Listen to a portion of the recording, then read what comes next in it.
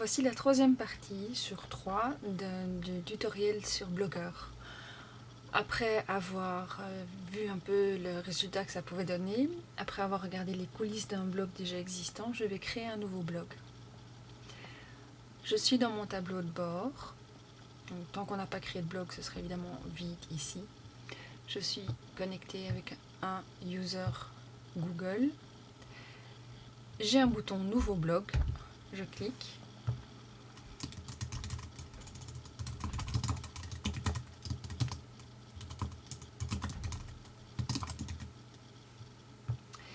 Je peux choisir le titre que je veux, je peux mettre des symboles particuliers, je peux avoir des accents, je peux avoir des 2 points, je peux avoir vraiment ce que je veux dans le titre. Par contre, dans l'adresse, je vais devoir me limiter.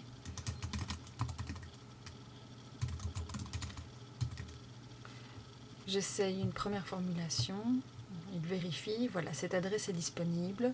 Donc si on choisit quelque chose de trop simple, de pas assez spécifique, il nous dira que l'adresse est probablement déjà prise, parce qu'il existe déjà des milliers de blogs.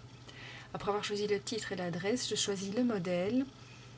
On voit qu'il y a différents types de modèles. Dans simple, on va avoir différentes couleurs avec une présentation assez standard.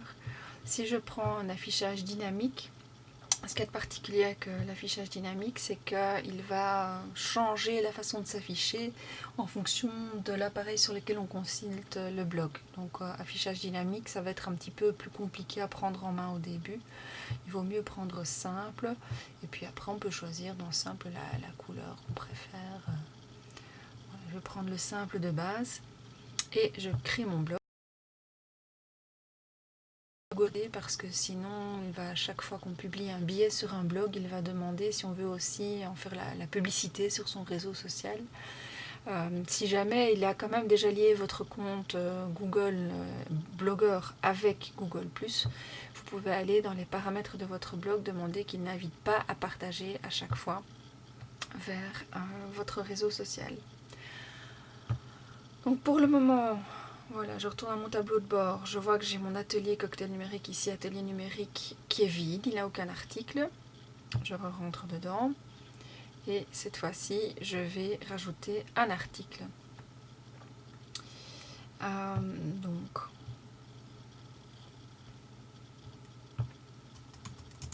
premier billet sur ce blog. Bienvenue à tous. Une image pour commencer.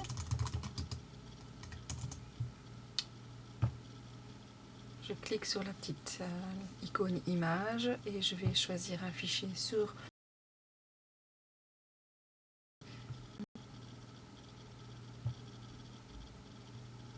la voilà.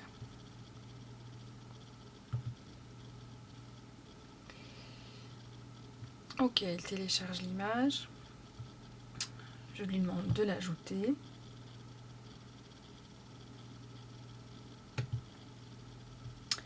Il a ajouté l'image. Par défaut, il l'a mis en taille moyenne. Je pourrais choisir une petite taille ou une grande taille. Et je peux choisir aussi l'alignement, gauche, centré ou droite. Je peux lui ajouter une légende. Je pourrais aussi mettre voilà, un texte alternatif. Voilà. Je vais choisir aussi de... Attends, je vais mettre en petit. Je vais choisir aussi d'insérer une vidéo.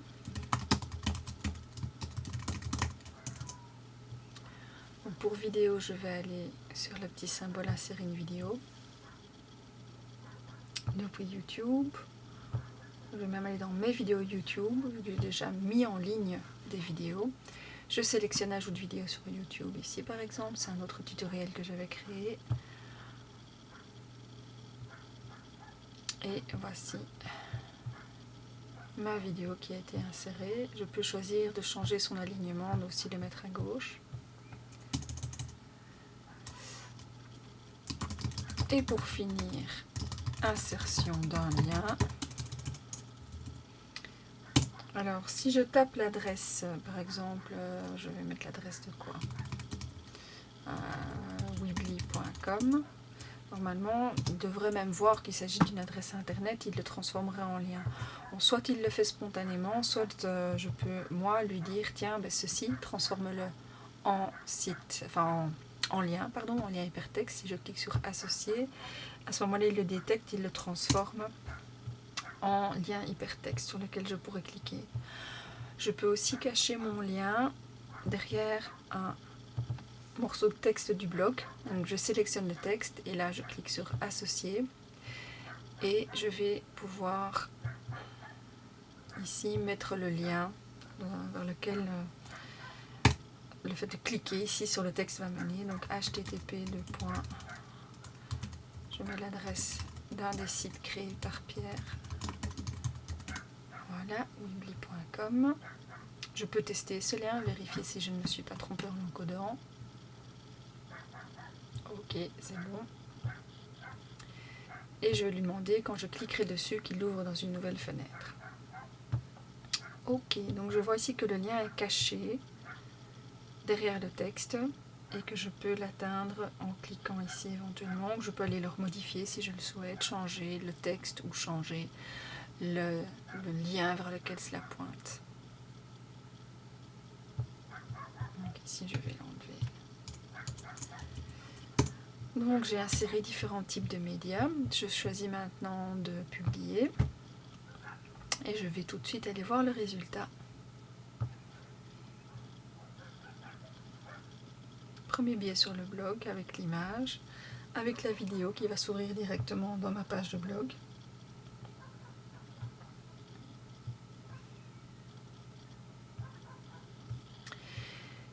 L'archive, mais je n'ai qu'un biais pour le moment et je n'ai pas mis d'étiquette sur ce premier biais, donc forcément je n'ai pas de libellé. Et puis si je n'ai pas demandé de rajouter une partie libellée, de toute façon je n'aurai pas de libellé. Je referme la page et donc ici je vais aller voir la mise en page de mon blog. Donc je suis donc en étant partie du tableau de bord, je suis dans le bloc Atelier numérique Cocktail CP que je viens de créer. Dans mise en page, je vois la forme globale qu'a mon blog. Je vois que je peux rajouter des gadgets à différents endroits. Je pourrais rajouter un gadget qui êtes-vous pour me présenter ou je pourrais le supprimer si je ne l'aime pas. Archive du blog et je pourrais ici rajouter par exemple des liens utiles ou les libeller. Donc si je clique sur ajouter un gadget, voilà, il va me proposer toute une série de gadgets libellés plus. Voilà, et j'afficherai des libellés ici par ordre alphabétique, en liste. Je pourrais mettre un nuage aussi, c'est assez sympa. Nuage. J'afficherai le nombre d'articles par libellé, oui, une bonne idée. Et je vais plutôt mettre les libellés sélectionnés. Donc ça, je pourrais choisir après parmi tous les libellés qui existeront, dire ceux pour lesquels je veux qu'ils s'affichent. J'enregistre. Je vois qu'il s'est rajouté et que je pourrais aller le modifier encore par après. Donc là, c'est dans la mise en page de mon blog. Modèle, quand j'avais vu la première fois ici mon blog, est-ce que les couleurs me plaisaient? Bon, pas tellement, je vais aller changer ça. Je vais aller dans modèle. Ça me plaît assez bien. Ok, ben voilà. Hop, je vais l'appliquer à mon blog. Donc, je laisse le temps de sauver. Eh bien, si j'affiche le blog, je vois qu'il a changé la couleur. Et comme il n'y a pas de libellé pour le moment, ben forcément, il n'a pas rajouté. Je reviens dans la mise en page.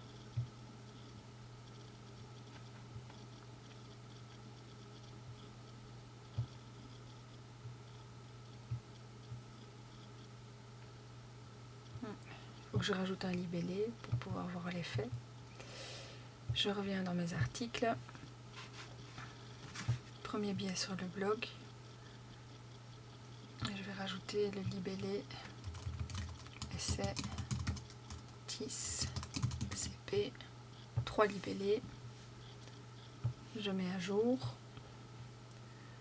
Si j'affiche le blog, pour le moment il n'a pas encore mis les libellés. Si, ils sont là, mais je n'ai aucun libellé parce que je n'ai pas dit lesquels devaient s'afficher. Donc je reviens dans la mise en page. Pour les libellés, je vais choisir modifier, voilà, ici, je peux dire lesquels doivent s'afficher. Uniquement TIS et CP. Enregistrer. Donc si j'affiche le blog, je verrai s'afficher mes 2 libellés. Donc on a vu les libellés. Ok. Les articles. Oui, je vais encore vous montrer dans les paramètres comment rajouter un auteur sur le blog. Donc pour le moment, comme auteur du blog, il y a uniquement moi qui suis administrateur. Si je veux rajouter un auteur, eh bien je le rajoute ici. Par exemple, je vais rajouter Pierre. Je l'invite. Donc je vois que j'ai une invitation pour le moment.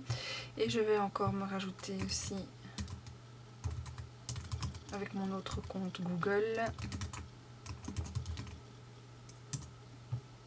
Voilà. Je m'invite. Alors une fois que j'aurai accepté l'invitation, j'aurai le statut d'auteur, mais si je le souhaite, je peux après donner les droits d'administrateur à quelqu'un qui est déjà auteur. Donc là, j'imagine que dans mes mails, j'aurai bientôt l'invitation qui arrive. Et donc voilà, j'accepterai d'être auteur et puis je pourrai accepter d'être administrateur par après. Donc je pourrai changer ce statut ici. Donc ça, c'est une fonction très très intéressante évidemment. Je dois penser encore à faire une chose très importante dans ce qui est de la langue et de la mise en forme.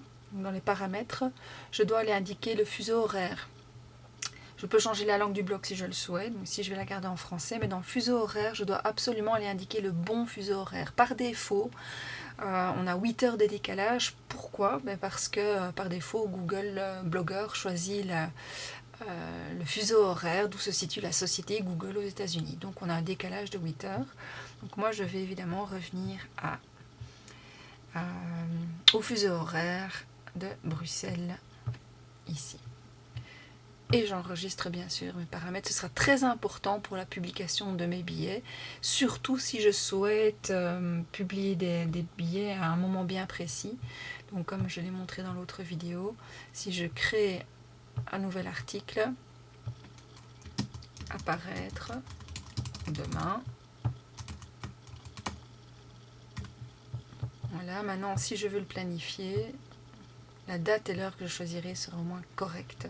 Je vois ici qu'il indique la bonne heure, 20h39, donc il est dans le bon fuseau horaire. Donc là, il n'y aura pas de problème. Je veux dire que ça doit être publié demain à 12h39. Ok, publié. Et à ce moment-là, je vois que c'est prévu. Je vous montrer tout à l'heure. Voilà, c'est tout. C'est la fin de la 3e vidéo, donc la 3e et dernière partie de ce tutoriel sur Blogger.